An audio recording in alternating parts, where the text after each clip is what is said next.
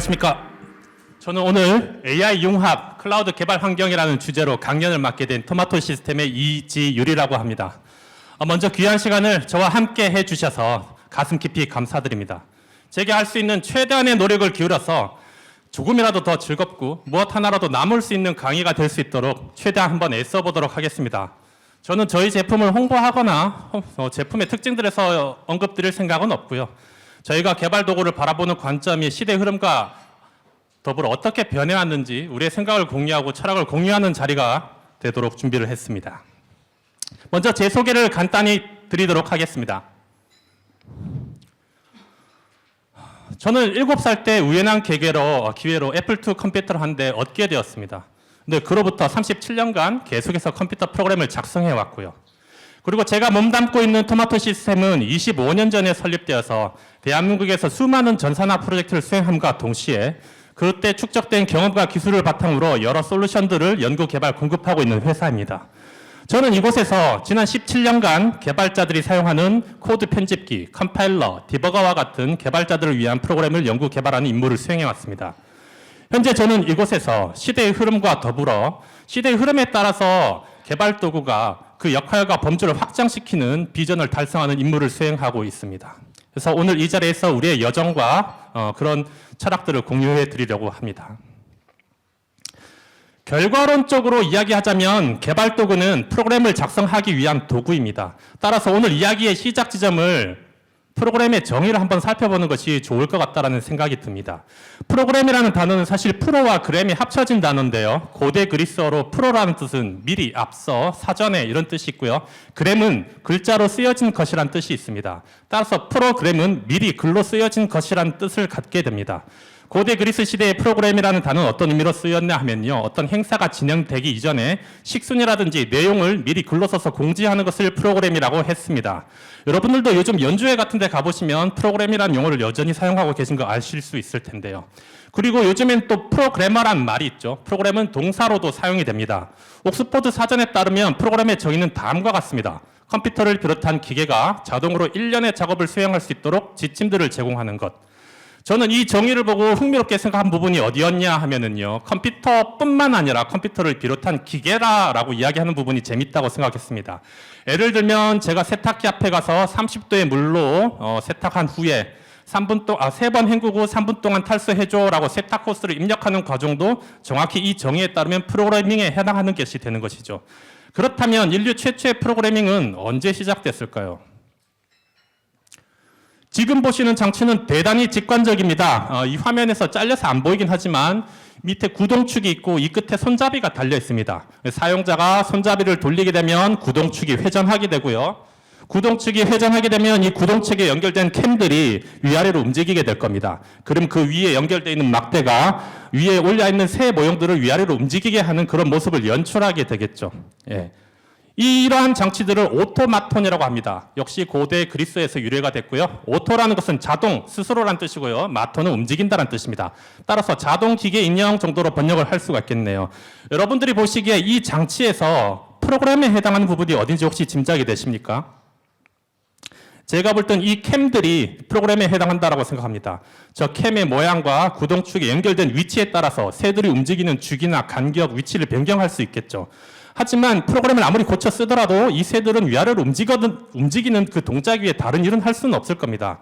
그리고 오늘날 소프트웨어와 하드웨어가 명백히 분리되어 있는 것에 반해 이 장치에서의 프로그램은 기계 장치의 일부로서 존재하고 있다는 사실을 좀 알 수가 있죠. 여러분들도 잘 아시는 이런 오토마톤에는 뻐꾸기 시계 같은 게 있고요. 우리나라에도 굉장히 유명한 오토마톤이 하나 있는데 바로 1444년 세종대왕의 명령을 받고 장영실이 만든 작용루가 있습니다. 작용루는 일종의 물시계인데요. 이 물시계 물통이 물이 차오르게 되면 부표가 장치를 작동시켜서 인형이 나와서 망치로 종을 두드려 시각을 알렸다고 합니다. 이러한 오토마톤들은 초기에는 신화적인 혹은 종교적인 의식 같은 데서 속임수로 사용되거나 오락적인 용도로 사용됐는데요. 18세기에 이르러서는 산업 전반에 걸쳐 활용되게 됩니다. 그 장치들 중 하나가 지금 보고 계신 이 장치인데요. 이 장치는 자카드 직기라고 하는 장치입니다. 자카드 직기라고 하는 것은 실을 이용해서 옷감을 짜는 기계라고 생각하시면 되겠습니다. 그런데 오른쪽에 보시면 이런 게 보이죠? 종이 카드에 구멍들이 뚫려 있는 것을 보실 수가 있습니다. 간단하게 이 장치가 어떻게 작동하는지 설명을 드린다고 하면은 저 구멍에 뚫린 구멍을 바늘이 통과하게 되면 옷감에 무늬를 새기고 구멍이 뚫려 있지 않으면 그 부분에 무늬를 새기지 않는 방식으로 옷감을 짜면서 무늬를 새겨 넣는 어떤 일련의 프로그램 역할을 하게 됩니다. 앞서 보신 오토마톤에 비해서 프로그램이 훨씬 더 독립된 형태로 외부에 존재하게 되죠. 향후 이 이후에 컴퓨터의 프로그램의 천공 카드가 사용되는 데도 결정적인 역할을 수행하게 됩니다. 이분이 이 기계를 발명하신 조제프 자카드 말이라는 분이시고요. 그래서 이걸로 만들어진 천들을 우리가 자카드 천이라고 부릅니다. 요즘도 창신동이나 동대문 같은 데 가시면 자카드 원단 이런 말 많이 쓰고요. 지금 보고 계신 그림은 직공이 무늬를 보고 그 무늬를 짜내는 프로그래밍을 하기 위해서 구멍을 뚫고 있는 모습입니다. 아마도 제 생각에는 이게 프로그래밍에 가까운 행위가 아닐까라고 생각을 합니다. 하지만 이 기계도 마찬가지로 우리가 어떤 프로그램을 짜던 이 기계는 천에 무늬를 새기는 일만 할 수 있을 뿐 새로운 일을 할 수는 없습니다. 우리는 이런 기계들을 전용 기계라고 합니다. 자, 이제 전용 기계 얘기를 했으니 컴퓨터의 시초라고 볼 수 있는 범용 기계에 관한 이야기를 한번 해볼게요. 1900년대 다른 과학계도 그랬지만 수학계에는 커다란 대변혁점을 맞이하게 됩니다. 그때 당시 과학자들은 굉장히 자신감에 차 있었고요. 수학자들의 오만함은 정말 대단했습니다. 그래서 수학은 정말 완벽한 것이고 인간은 모든 논리를 완벽하게 증명할 수 있다고 믿던 그런 시대였죠. 그럴 때 젊은 수학자인 쿠르트 괴텔이 나타나서 분명히 진리이긴 한데 수학으로는 이걸 증명할 방법이 없어라는 사실을 증명해버립니다. 그것이 바로 수학의 불안정성의 증명인데요. 이런 시대적인 분위기에 따라서 많은 과학자들은 그 분야를 연구하기 시작했고 앨런 튜링이라는 수학자도 이 주제에 매료됐습니다. 그래서 앨런 튜링은 지금 보고 계신 이 기계를 상상해내게 되는데요. 이 기계를 바로 튜링 머신이라고 합니다. 이 튜링 머신에 대해서 간단히 소개를 드린다고 하면요. 여기 종이띠가 있고 종이띠에는 기호들이 쓰여 있습니다. 그리고 여기에 헤드라고 불리는 장치가 있어서 이 헤드는 기호를 읽어드리거나 어떤 기호를 쓸 수가 있다라고 쓸 수 있습니다. 이 기계 장치는 실제로 만들어진 것은 아니고요. 사고 실험을 하기 위해서 고안된 장치입니다. 그래서 이 튜링 머신은 일련의 행동표를 가지고 있는데요. 예를 들면 이런 겁니다. 시작 상태에서 헤드가 1을 읽어드렸다면 헤드를 다음 칸으로 한 칸 옮기고 2번 상태로 전환해.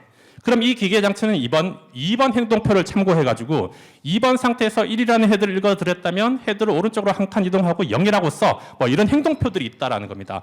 앨런 튜링은 자신의 논문에서 제한된 개수의 행동표와 이런 기호들만으로 인간이 계산할 수 있는 모든 수학 문제를 기호를 나타냄으로써 풀 수 있다라는 사실을 증명하게 됩니다. 그리고 앨런 튜링이 이 기호들의 나열을 뭐라고 불렀냐고 하면 알고리즘이라고 이름을 지어줬습니다. 지금 여러분들에게 들려드린 얘기 중에 계산 가능한 문제라는 말씀을 드렸는데요. 그 말은 계산 불가능한 문제도 있다라는 얘기겠죠. 초창기 컴퓨터를 개발하는 데는 막대한 인력과 자본이 필요했습니다. 따라서 컴퓨터가 무엇을 할 수 있고 무엇을 할 수 없는지를 파악하는 것은 굉장히 중요한 일이었을 것입니다. 그래서 그러한 이론을 계산 가능성 이론이라고 하는데요. 흥미로운 계산 불가능한 문제를 하나 알려드려 볼까 합니다. 유명한 정지 문제인데요. 예를 들어서 H라는 프로그램이 하나 있다라고 가정하겠습니다. 이 H라는 프로그램은 P라는 프로그램을 입력으로 받아들여요.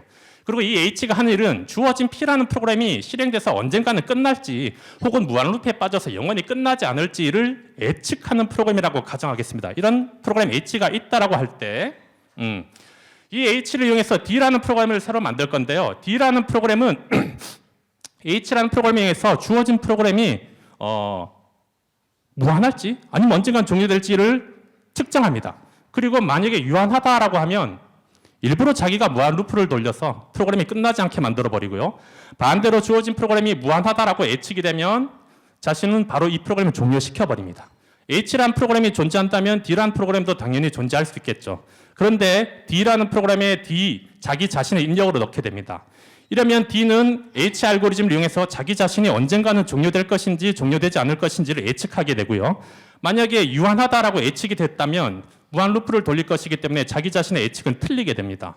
마찬가지로 자기 자신이 무한히 끝나지 않을 것이라고 예측하게 된다면 종료시켜버릴 것이기 때문에 또한 모순이 발생하게 됩니다. 따라서 어떤 프로그램이 언젠가는 종료될 것인지 무한히 계속 실행될 것인지 예측하는 프로그램을 작성하다는 것은 논리적으로 불가능하다. 이런 식으로 그때 당시에 이런 입증들이 이루어졌다 이렇게 생각하시면 되겠습니다. 지금 보시는 그림, 지금부터는 어떤 얘기를 할 거냐면요. 오늘날의 컴퓨터하고 굉장히 유사한 즉 우리가 지금 친숙하게 사용하는 컴퓨터와 동일한 형태의 컴퓨터에 관한 이야기를 해볼까 합니다. 저쪽에 서 계신 분은 그 유명한 폰 노이만 박사시고요. 그 옆에 있는 거대한 기계는 초창기 컴퓨터 중에 하나인 에드박이라고 하는 컴퓨터입니다. 에드박 이전에도 더 유명한 컴퓨터는 애니악이나 이런 것들이 있었지만 오늘 이야기에 전 이 에드박이 가장 적합하다고 생각합니다. 먼저 이름부터 한번 알아보도록 할게요. Electronic Discrete Variable Automatic 컴퓨터죠. 직역하자면 전자 이산 가변 자동 계산기입니다. 전자라는 건 뭐 특별히 언급할 필요가 없고요. 디스크리트라고 하는 것은 이산이라고 하는 거는 이제 우리가 이산 가족할 때 그 이산을 얘기하는 겁니다. 예를 들어서 실수의 세계에서는 0과 1 사이에 무수히 많은 실수들이 있기 때문에 이것들이 이어져 있다라고 바라보죠. 하지만 종수론에서는 0과 1 사이에 아무것도 없고 얘네들은 고립되어 있습니다. 그래서 우리는 선형대수냐 혹은 종수론이냐 따라 가지고 이 둘을 구분하죠. 예. 그런 다음에 베리어블은 변할 수 있다는 뜻입니다. 따라서 이 말을 오늘날 말로 다시 번역을 해본다라고 하면 이산이 베리어블 하다는 것은 0이 1이 될 때도 있고 1이 0이 될 때도 있다는 이야기입니다. 그래서 이 말을 쉽게 얘기하면 전자 디지털 컴퓨터라는 뜻입니다. 예. 이 컴퓨터가 제가 소개해드린 중요한 이유가 있는데요. 여기 뭐 그 당시 컴퓨터들이 다 가지고 있는 진공관 트랜지스터가 있고요. 이 밑에 기둥들이 있거든요. 혹시 이 기둥들의 용도가 짐작이 되십니까? 저 기둥 안에는 수은이 채워져 있습니다. 그리고 기둥의 한쪽 끝에는 스피커가 달려 있고 한쪽 끝에는 마이크가 달려 있습니다. 그리고 이 스피커에서는 초음파가 나와요. 예를 들어서 10100이라면 뚜뚜뚜뚜뚜 이런 소리를 계속해서 재생을 합니다. 수은이라는 매질을 타고 소리가 반대편 마이크까지 도달하게 되면 이 과정을 반복하게 됩니다. 왜 이렇게 했을까요? 맞습니다. 이게 바로 메모리입니다. 최초의 메모리고 그때 당시엔 최신 기술이었죠. 이 메모리의 존재가 이 에드박이라는 컴퓨터를 굉장히 특별하게 만드는데요. 천공 카드로 주어진 프로그램들이 처음 이 컴퓨터에 주어지게 되면 그 내용이 이 메모리에 다 들어가게 되고요. 계산 결과도 다시 이 메모리에 쓰이게 됩니다. 여러분들이 오늘날 사용하시는 컴퓨터에서 실행 파일을 더블 클릭하시게 되면 정확히 동일한 일이 일어납니다. exe 파일의 내용이 메모리에 올라가고 CPU가 하나씩 차례대로 해석을 하기 시작하죠. 그 방식의 최초의 컴퓨터가 바로 이 폰 노이만 방식의 컴퓨터입니다. 자, 이때 그 90년대 중반에 저런 컴퓨터에서 프로그램을 돌리려면 개발자들은 어떻게 프로그램을 작성해야 됐을까요? 개발자가 맨 처음 해야 되는 일은 0과 1 중에 하나를 선택해야 되는 일이었습니다. 만약에 제가 0을 선택했다면 또다시 그 선택을 해야 되고요. 또 0을 선택했다면 또다시 그 선택을 해야 됩니다. 자, 만약 제가 001010을 선택했다면 x86 CPU에서 컴퓨터에게 빼기를 수행하라고 명령을 내리는 것입니다. 물론 이런 개발 방식이 편리해 보이진 않겠지만 그때 당시 방금 보신 에드박 컴퓨터는 그때 당시로 48만 달러가 들었고요. 오늘날 우리나라 한화로 추산해 보면 약 100억 원 가량이 됩니다. 개발자의 편의성 따위를 고려할 수 있는 그런 수준이 아니었고요. 무조건 기계 입장에 맞춰서 프로그램을 해야 됐던 시대였던 거죠. 근데 저걸 다 외워서 하긴 힘드니까 단순히 치환할 수 있도록 단어 정도를 부여한 어셈블리어라는 언어가 등장하게 된 것입니다. 이 개발자 사이에는 도시 전설이 하나 있는데요. 이 폰 노이만 같은 경우는 어셈블리어 같은 거 만들 시간이 있으면 기계어로 코딩이나 하라는 핀잔을 줬다는 일화가 있습니다. 사실로 확인된 것은 아닙니다. 그리고 시대는 더 흘러서 좀 더 인간에 가까운 문법을 이용해서 컴퓨터에게 명령을 내릴 수 있는 고급 언어가 등장하게 됐고요. 고급 언어가 등장했으니까 고급 언어를 편집할 수 있는 편집기 기술이 발달하게 되고 이 고급 언어의 내용을 기계가 알아들을 수 있는 기계어로 번역해주는 컴파일러가 등장하게 되고요. 그리고 이 기계어를 컴퓨터가 실행하는 게 있는지 의도대로 잘 실행되고 있는지 관측할 수 있는 수단인 디버거가 발달하게 됩니다. 최소 이 세 개의 구성을 합쳐서 우리는 통합개발 환경이라고 부르게 됩니다. 그러면 오늘날 통합개발 환경의 추세에 대해서 한번 살펴보도록 하겠습니다. 스택 오버플로우라고 개발자들이 애용하는 사이트가 있습니다. 그 스택 오버플로우는 매년 연말이 되면은 설문조사를 진행하는데요. 좌측에는 통합개발 환경 어떤 것들을 사용하고 있니라고 응답 물어본 것이고요. 우측은 너가 일하거나 아니면 개인적으로 놀 때 어떤 운영체제를 사용하고 있니라고 물어본 것입니다. 불과 10년 전만 하더라도 이 클립스가 대단한 위용을 보였었는데 현재 거의 9.4%밖에 되지 않는 것을 보실 수가 있습니다. 그리고 2016년 출시한 VS 코드가 73.6%로 압도적인 점유율을 보여주고 있죠. 개발도구 사회에서 어떤 일이 벌어졌기 때문에 이런 일이 벌어지게 된 것일까요? 그리고 우측을 보시면 이건 운영체제 사용률인데요. 위에 샛노랗게 표시된 거 요거는 이제 집에서 개인적으로 사용하는 것이고요. 밑에 있는 그래프 같은 경우는 일할 때 사용하는 운영체제를 나타냅니다. 재미있는 점은 우분투와 맥오스 사용자는 집에서 맥을 쓰면 회사에서도 맥을 써야 되고 회사에서 맥을 쓰면 집에서도 맥을 써야 되고 우분투를 쓰면 무조건 우분투를 써야 되고 굉장히 충성도가 높은 것을 보실 수가 있습니다. 저희 회사 같은 경우에도 신입사원 직원들이 들어올 때 요즘 많은 비중으로 맥북을 들고 오는데요. 왜 맥 가지고 왔냐라고 왜 우리 회사에 입사했냐 물어보면 우리 회사 솔루션은 맥을 지원하던데요 라고 심지어 이렇게 이야기하는 친구들도 있습니다. 따라서 저희 회사가 공급하는 대부분의 솔루션들은 리눅스와 윈도우, 맥을 모두 지원하고 있는데요. 이거 굉장히 힘들고 괴로운 일입니다. 맥이 업데이트하면 대응해야 되고 리눅스가 업데이트하면 대응해야 되고 윈도우가 업데이트하면 대응해야 되죠. 이것만 해도 힘든데 더 심각한 일은 여기서 벌어집니다. 세상에는 수많은 개발 도구들이 있습니다. 이클립스도 있고 비주얼 스튜디오도 있고 VS 코드도 있고 여러 가지 에디터들이 있죠. 그리고 그만큼이나 다양한 프로그래밍 언어들이 있어요. 스위프트도 있고 자바스크립트도 있고 루비도 있고 파이썬도 있고 여러 가지 언어들이 있죠. 만약에 제가 하나의 개발 도구를 공급하는 입장에서 여러 언어를 지원하기 위해서는 그걸 하나하나 다 개발해야 됩니다. 그런 일은 다른 아이디에게도 똑같이 중복적으로 발생하게 되죠. 그러다 보니 언어가 추가가 되든 개발 도구가 추가되든 이 부대 비용 자체가 너무 오르다 보니까 실제 개발자가 우리 툴을 이용해서 개발 생산성을 높이거나 편의성을 얻게 하는 기능에 집중하기보다는 새로운 것들을 지원하기가 더 바쁘다라는 겁니다. 예를 들면 자바 버전이 새로운 게 나온다라고 하면 그걸 만드는데 더 시간을 쓰게 되는 거죠. 그래서 개발 도구 자체를 발전시키기가 굉장히 어려운 구조가 됐습니다. 2016년 마이크로소프트는 이 문제를 해결하기 위해서 재미있는 아이디어를 내게 됩니다. 마이크로소프트는 GitHub를 인수한 이후에 오픈소스에 굉장히 전향적인 태도를 보였는데요. 그러면서 마이크로소프트가 제일 먼저 한 일이 비주얼 스튜디오 코드라는 개발 도구를 선보이면서 타입스크립트라는 언어를 발명하게 됩니다. 그런데 MS 입장에서는 개발 도구를 많이 만들어 왔었는데 이 타입스크립트가 널리 퍼지기를 원했어요. 그렇지만 자기네들이 만든 IDS만 타입스크립트라는 언어가 지원된다면 널리 퍼지지 않겠죠. 그래서 MS의 아이디어는 랭귀지 서버 프로토콜이라고 하는 개념을 만들어내게 됩니다. 그래서 언어의 특징과 언어의 편집 지원 그리고 코드 편집기 사이의 연결고리를 끊어내고 언어의 편집 지원을 서비스화해 버린 것입니다. 따라서 MS는 타입스크립트의 언어 지원을 서비스 형태로 개발하게 된 겁니다. 그래서 나머지 모든 아이디들도 이 LSP 프로토콜을 따르는 클라이언트 부분만 구현하게 되면 똑같이 타입스크립트를 편집할 수 있는 기능 지원을 받을 수 있게 된 거죠. 이제 언어 개발자들은 더 이상 모든 아이디가 자기 언어를 개발을 지원해 주기를 기다리지 않아도 됩니다. 스스로 랭귀지 서버 프로토콜을 구현해서 편집 지원 기능을 만들어 놓게 되면 이를 지원하는 모든 클라이언트 아이디들은 동시에 그 혜택을 보게 되는 것입니다. 사실 이게 불가능했던 이유들은 아이디들이 서로 점유율 싸움을 하고 있었기 때문입니다. 근데 MS가 오픈소스로 전향하면서 이런 것들을 공유하고자 하는 움직임을 처음으로 보여준 사례가 되겠죠. 저는 이렇게 흘러가는 변화의 흐름을 보면서 어떤 생각을 했냐면요. 자사가 제공하고 있는 시각 기반의 프로그래밍 언어들도 이 위치에 올려놓고 싶었어요. 우리 토마토 시스템은 UI를 개발하는 시각 기반 언어인 엑스빌더 6라는 솔루션이 있는데 그래서 이것과 마찬가지 아이디어의 형태로 랭귀지 서버 프로토콜을 지원하게 해보는 프로젝트에 착수를 했습니다. 그리고 그 결과는 이렇게 됩니다. 언어의 편집 개발 경험 자체를 서비스화하자는 관점을 도입을 했더니 엑스빌더 6는 더 많은 가능성을 가지게 됐는데요. 우선은 LSP나 VS 코드의 확장 표준 규격을 지원한 모든 아이디에서도 프로그램을 개발할 수 있게 변경이 됐습니다. 그리고 VS 코드는 처음부터 이러한 LSP 서비스를 소비하는 클라이언트로서 기획된 아이디입니다. 따라서 웹으로 대체 구현하는 것이 굉장히 간단하게 되고요. 그리하여 이 전체 내용을 웹 아이디로 올릴 수 있게 된 것입니다. 그렇게 탄생한 제품이 엑스빌더 4.6 for Cloud라는 제품입니다. 지금까지도 이런 웹 아이디들은 많이 있었습니다. 사실 새로운 건 아니에요. 20년 전만 하더라도 아니죠. 30년 전만 하더라도 전신전화국에서 터미널을 빌려와가지고 메인프레임에 접속한 다음에 빔 에디터로 코딩하고 컴파일하고 그런 일들을 했었거든요. 그때 주고받던 텔레신호 대신에 HTML을 주고받는다 뿐이지 완전히 새로운 개념은 아니에요. 그리고 웹 아이디도 그 이전엔 있어 왔습니다.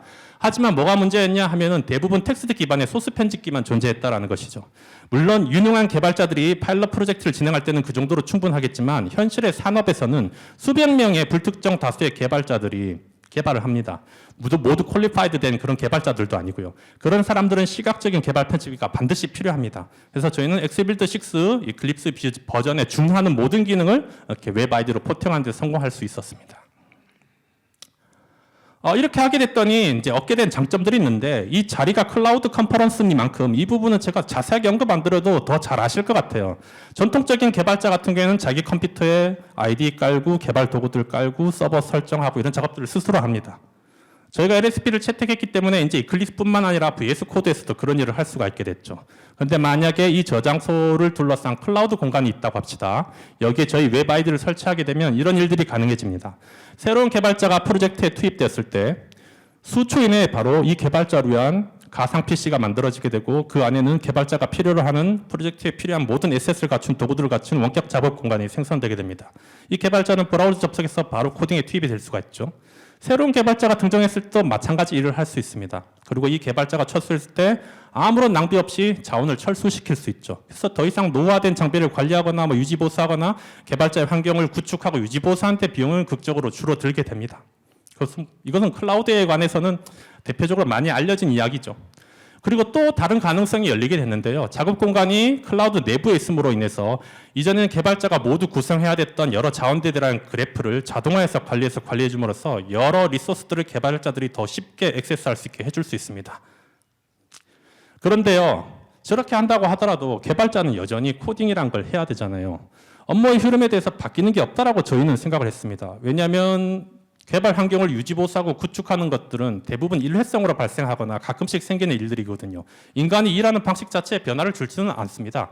예를 들어서 UI 화면을 개발하는 흐름을 한번 본다고 한다면 고객이 요구사항을 이야기하면 이걸 정리해서 문서로 만들고 화면 설계자가 그 내용을 파악해서 화면 설계를 만들고 개발자가 그 내용을 보고 UI 소스 코드를 생성한다. 근데 이게 이클립스인지 VS 코드인지 웹브라우저에서 하든지 사실 그게 무슨 상관입니까? 그죠? 그런 구축 운영 비용이 줄어들 수 있겠지만 인간이 일하는 방식 자체가 변하지 않으니까요. 그리고 이 방식에 대해서 변화를 주도하기 위해서 유행을 끈 단어가 두 가지 나옵니다. 노코드와 로우코드라는 개념이 등장하게 되는데요. 노코드, 로우코드 솔루션들을 제가 쭉 살펴본 바 크게 두 가지 범주에서 논리를 주장을 합니다. 첫 번째는 시각 기반의 편집, 레고 블록처럼 조립을 할 수 있다. 그래프를 찍찍 있기만 하면은 누구나 개발할 수 있다. 시민 개발자 이런 것들을 주로 표방하는 게 한 꼭지가 있고요. 두 번째는 각종 데이터 소스나 API, 뷰 같은 것들을 모델로 잘 정의해서 이들에 대한 매핑 모델을 만들면 다 생성해준다. 이런 두 가지 꼭지가 있습니다. 그런데 첫 번째 꼭지 같은 경우에는요.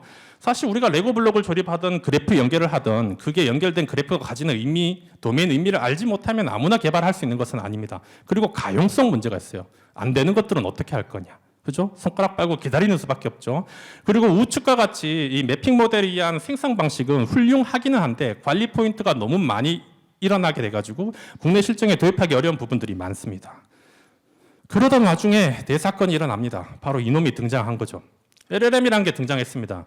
저는 처음 LLM이 등장했을 때 별로 관심을 두지 않았어요. 뭔가 텍스트를 집어넣으면 텍스트를 내뱉는 엔진이다. 근데 좀 더 알아보니 이 LLM이 유행을 탄 거는 2020년, 22년이지만 사실 역사가 꽤 오래됐습니다.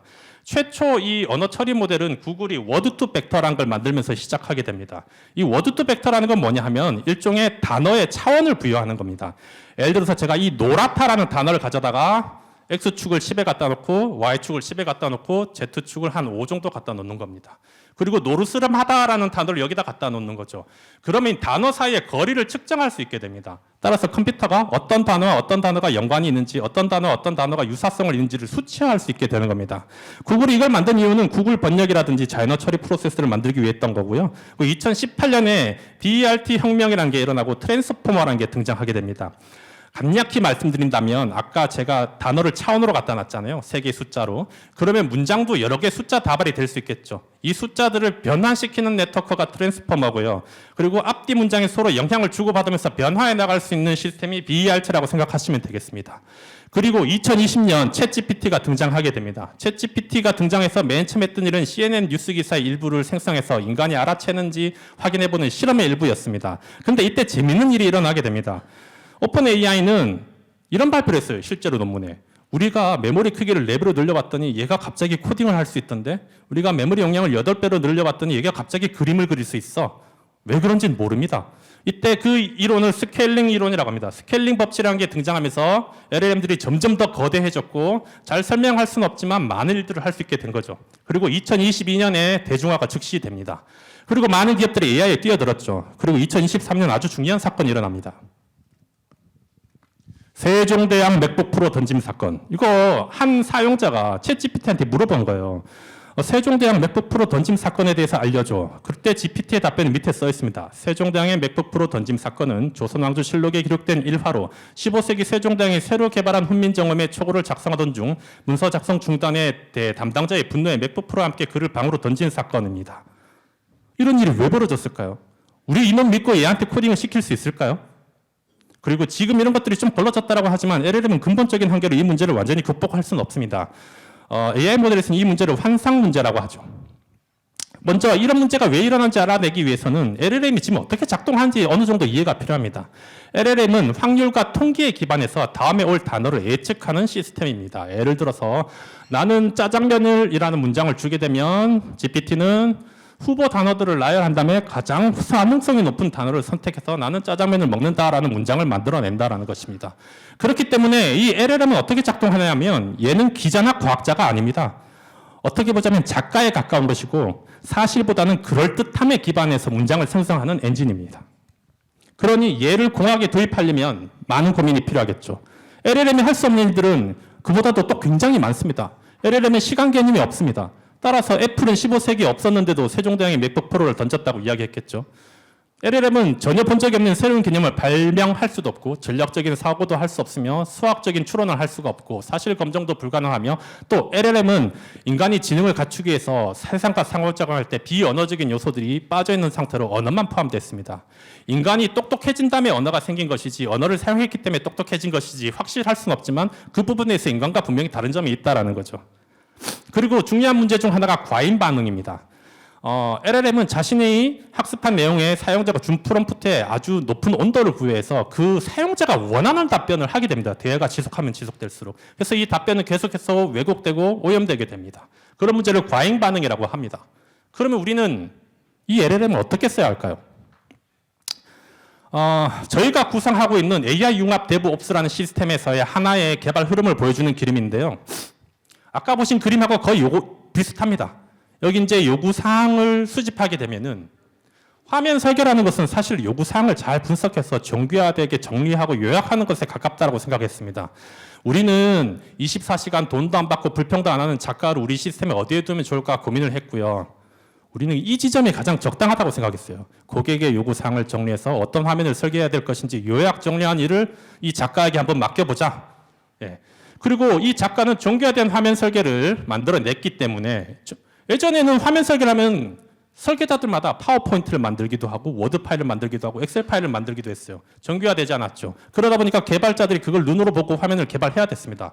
근데 얘는 우리가 원하는 대로 만들어주기 때문에 여러 방면으로 재가공을 할 수 있죠. 그중 하나가 소스코드 생성 엔진을 통해서 UI 소스코드를 바로 생성해버릴 수도 있을 겁니다.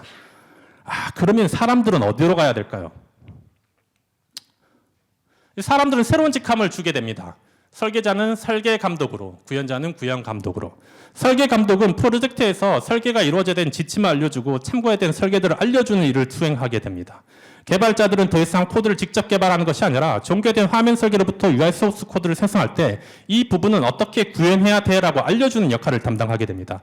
예를 들면 동일한 화면 설계라고 할지라도 모바일용이나 데스크톱용이냐에 따라 가지고 다르게 구현해야 될 수 있겠죠. 그렇지만 화면 설계는 동일할 겁니다. 사용자에게 제공되는 기능이 동일하니까요. 그래서 우리가 그린 그림은 이렇게 정의를 했고요. 우린 이것을 AI 융합 DevOps라고 부르고 있습니다. 참고로 이 그림은 강철의 하늘 너머에라고 부르는 SF 게임입니다. 이 세계에는 유니온 시티라고 AI가 통제하는 어떤 거대한 도시가 나오는데요. 모든 인간들이 로봇과 함께 일합니다. 그러니까 로봇 한 명, 인간 한 명 돌아다니는 거예요.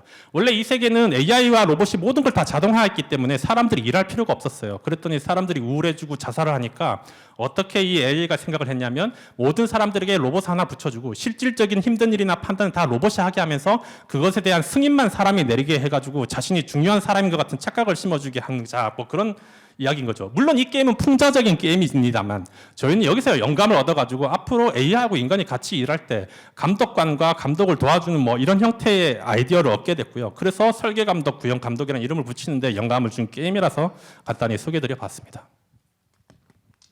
자, 우리 시스템을 이용해서 화면 하나를 만드는 여러 가지 시나리오들 중에 딱 하나만 소개를 드릴까 합니다. 예를 들어서 저희 시스템의 작가에게 난민 대상자 현황을 만들고 싶어, 이런 화면을 만들고 싶어 라고 만들게 하면 이런 화면을 만들어줍니다. 이 화면을 보고 나서 검색 목록 상세 구역, 정보 구역으로 나눠줬으면 좋겠어라면 즉각 시각적으로 확인하실 수 있고요. 또 목록과 상세를 가로로 배치해줘라고 했을 때 이렇게 시각적으로 실시간으로 계속해서 AI가 그리는 과정을 보여주게 됩니다. 나 이 설계가 마음에 드는 것 같은데 그럼 이 설계 확정, 이 설계대로 코드를 생성해줘라고 하게 되면 구현 엔진과 구현 감독에서 실제 엑스빌트6 소스 코드가 생성되게 되는 그런 구조입니다. 여기서 아주 중요한 시사점이 있는데요. 설계자는 구현 기술에 대해서 아무것도 몰라도 된다라는 겁니다. 이 사람이 이야기한 것은 난민 대상자 현황표를 만들어달라, 화면 어떻게 배치해달라, 세부사항에 변호사 연락처를 넣어달라와 같은 도메인 문제만 알고 있으면 된다는 거죠. 더 이상 설계자는 구현 기술에 대해서 전혀 알 필요가 없고요. 여기서 또 중요한 점은 제가 스티브 잡스가 한 말 중에 좋아하는 말이 이런 말이 있는데요. 고객은 제품을 보기 전까지 자기가 뭘 원하는지 모른다고요. 우리가 요구사항을 하고 인터뷰를 하고 화면을 만들 때 가장 힘든 점 중에 하나는 분명히 고객이 컨펌한 디자인을 가지고 화면을 만들었는데 내 얘기는 이게 아니었다라고 이야기하는 겁니다. R&R 확립이 안 되는 거죠. 저희 시스템을 이용하시면 고객이 한마디 할 때마다 그 문장을 쳐넣기만 하면 화면이 실시간으로 변하는 걸 보실 수가 있고요. 그 화면 설계를 확정해서 코드를 생성하면 실제로 작동하는 코드까지 나타나게 됩니다. 방금 4줄의 문장만 가지고도 실제 작동하는 700줄의 소스 코드를 얻을 수 있게 되는 것이죠. 자, 여러 가지 의문점들이 있으시겠지만 부스로 찾아와서 직접 확인해 주시기 바랍니다. 자, 이제 마지막인데요. 우리의 미래 도전에 대해서 말씀드리고 마무리하겠습니다. 우린 요구사항으로 화면 설계 작가가 정교된 화면 설계를 만들겠고 이로부터 코드를 생성하겠습니다. 이렇게만 쓰는 건 너무 아깝잖아요. 그래서 우리는 이 설계를 성배라고 생각합니다. 이걸 가지고 단순한 발상으로는 화면 설계서 같은 다른 산출물들을 우리가 생성할 수도 있을 것이고요. 혹은 다른 AI에게 넘겨가지고 발전된 차원의 주제를 다루게 할 수도 있겠습니다. 예를 들어서 테스트 설계 AI에게 넘겨서 우리가 이런 화면을 설계했는데 이 화면에서 일어날 만한 테스트를 추천해줘 라고 부탁하면 테스트 계획도 만들고 케이스도 만들고 데이터도 만들겠죠. 토마토 시스템은 테스트를 자동화하기에는 AI 큐봇이라는 기존 솔루션을 가지고 있는데요. 다음 목표는 이 엔진을 결합해가지고 이 테스트 설계자가 현재로서는 개발자의 디버깅 과정을 추적해서 테스트 케이스를 만들고 있는데 화면 설계로부터 테스트 케이스를 생성하는 것을 목표로 두고 있습니다. 긴 시간 저와 함께 해주셔서 대단히 감사합니다. 다음번에 더 재밌는 주제로 여러분과 함께 할 수 있기를 바라겠습니다. 고맙습니다.